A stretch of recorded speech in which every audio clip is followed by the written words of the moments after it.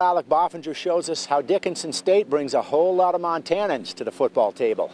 Dickinson State's football team is flooded with Montana guys. 26 Montanans suited up for the Blue Hawks in their season opener against Rocky Mountain College last week. How is head coach Pete Stanton, a native of Baker, able to bring so many recruits across the border? He really gets to know his players a lot. I mean, it definitely seems like he wants to know who you are before he wants to know how good he can do on the football field. That also with, he preached a lot about academics and, how the diploma is the first thing they want to get you here. So that's what brought me here. I think it's just the want. I mean, he's just going after it. So, and Dickinson's program has been successful the last few years, and so they see that and they just want to be part of a on and off successful football program. Montana kids have been pivotal in the success of Dickinson State under Stanton and make up several of the skill position spots for the Blue Hawks this year.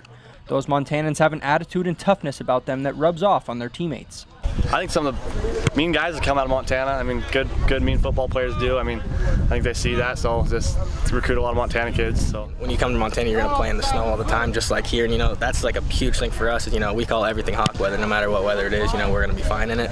I think we get a lot of kids from Cali that it's cold in whatever September and they're cold.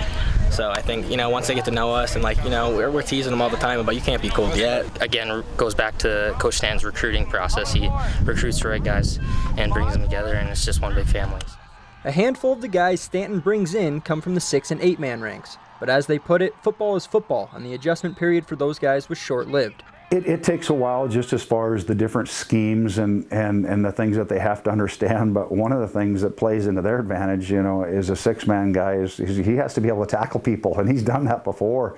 And we always point that out to some of our 11-man players that says this guy had to, go out and make a lot of plays, and he didn't get to come out of the game, and he was on the kick team, and he also had to go tackle people, and so we know with those 6-man players that we've had from Montana and the 8-man players that we've had from Montana, and all the guys that, how well, not how well coached they are, but just, how they come in here and they adapt very well.